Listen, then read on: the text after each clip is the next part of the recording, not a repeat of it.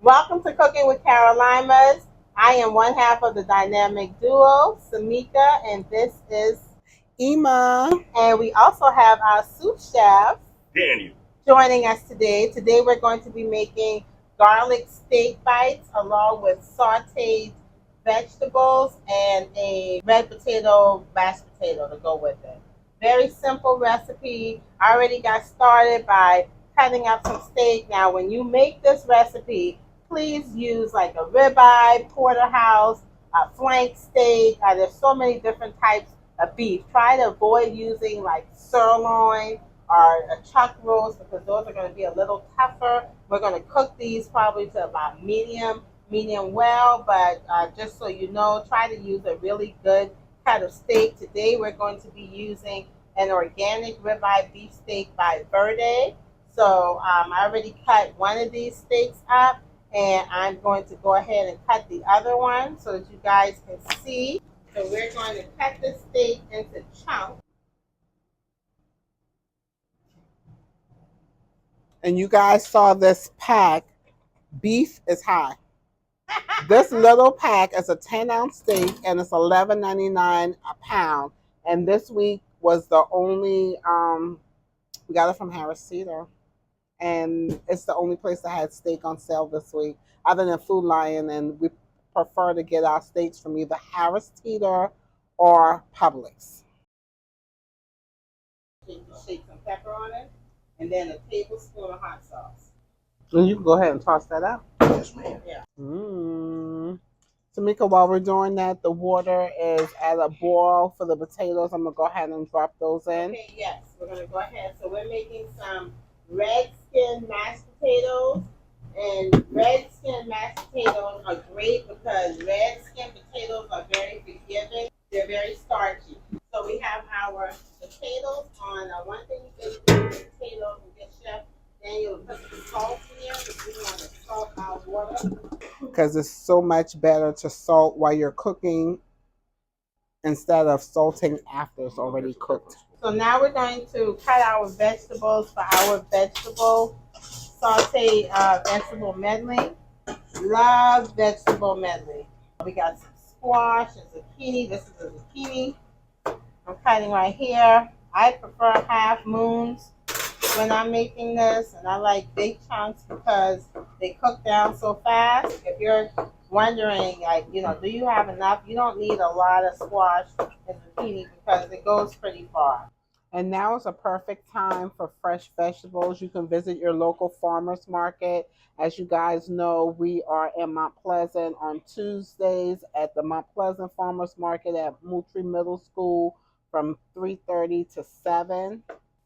So we're using Filippo Barrio Extra EVOO, and we're going to use this to saute our vegetables. We have our squash, our zucchini. We're going to sprinkle a few shredded carrots in there. If you're feeling real froggy, you can shred your own carrots, but we just buy ours.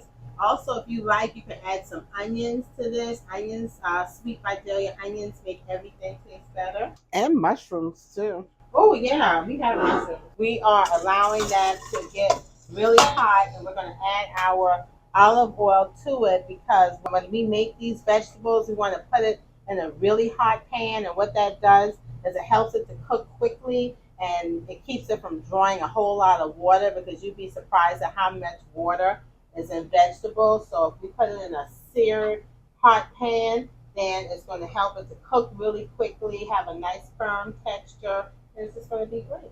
But we're going to take these vegetables, we're going to saute them in the pan. You can add any type of seasonings you like. We typically just use salt, pepper, and a little garlic on ours, and that's all you really need. They don't need too much butter. And the pan is smoking, so we're ready. Turn it around like that. And something I learned from my sister is we typically season it at the end.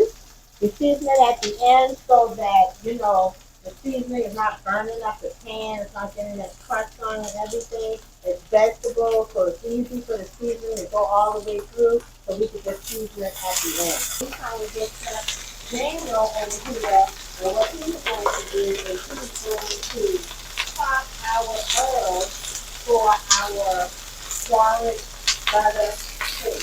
If you don't have fresh herbs, it's fine. But we prefer fresh herbs when we can. We use this simple two organic herbs, and this is for the thyme, oregano, and rosemary.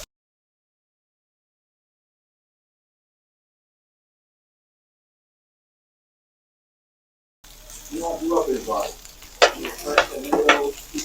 He said his grandmother garden, and that's where he showed me how to do everything in the garden. So I love how these vegetables have a nice golden, they're golden brown. I like color to my vegetables. So we have some olive oil in the pan. Add a tablespoon of this garlic and the butter and the herbs. So just trying to sprinkle the herbs a little bit. And then lift the pan and twist it around so the butter and the garlic can go around. And then we're going to add this steak. This is nice and hot. So we want our steak to be like a medium. So we're just going to put that little bit in and wait for a second now. Wash our hands. So our squash zucchini, I'm just going to add some of our shredded carrots to finish it off. And that's done. So how's your steak looking, Chef? So he's going to move those around a little bit. I have the carrots here. I'm going to go and check the potatoes. They are still cooking. These are probably going to take a minute.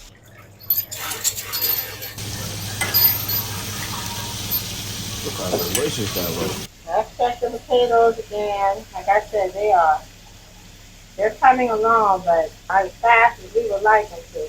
We don't want to overcook the steak, and when you overcook it, it's all cut. And this is good steak. They're organic. Organic. Grass fed.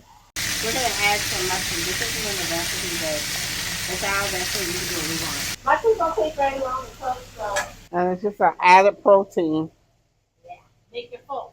And this is really hot, but we're going to go ahead and add the steak back to it so it's all together with the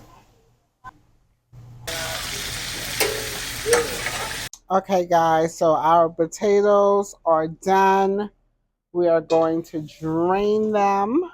And remember, we salted our water like beach water so that the potatoes are already seasoned with salt, so we don't have to add any once we start making the mashed potato. Because whenever you're making mashed potatoes, it is super hard to add the salt. So like I said, I just make my water salty like beach water. Dump my potatoes in there. We're going to mix everything up, including our skin. Just going to mash them a little bit with our fork. See how they're done. Add our butter. You know, of course, butter makes everything taste better. That's probably about 1/4 stick butter. We probably have approximately 3 potatoes in here. So we are going to add our heavy cream. Go ahead and pour. I'll tell you when to stop. That's good. Because of course you can always add, but you can't take out. That's our motto. We'll start with that much heavy cream. Now we want this to be nice and creamy, so we are going to need some more heavy cream, Daniel. A little bit more. That's good. If you could get me a sprinkle of garlic, I'll add a little garlic to it. Go ahead, sprinkle on the top. A little bit more. Thank you. And I'm using the hand mixer because I want my potatoes to be whipped and creamy. Some people could use the masher and theirs come out just the same. I'm going to use the electric hand mixer. Much more easier. That is good. And then we're going to go ahead and plate. Nice consistency for our creamy mashed potatoes. Very creamy. Yeah. And we're going to top with our steak bites. And then, of course, finish it off with our mixed vegetables on the side. Voila. You know, some people, when they serve, they love to put parsley on it when it's finished, but this is fine just like this. Or if you have some extra herbs, you can just sprinkle it on top. But here it is, our creamy mashed potatoes, our butter garlic steak bites, and our mixed vegetable medley. We're gonna go ahead and give it a try.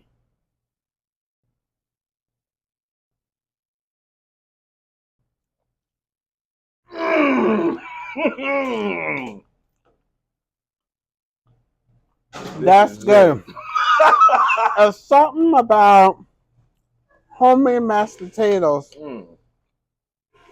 Sometimes you don't even need anything with it. You just need a nice big bowl of creamy mashed potatoes.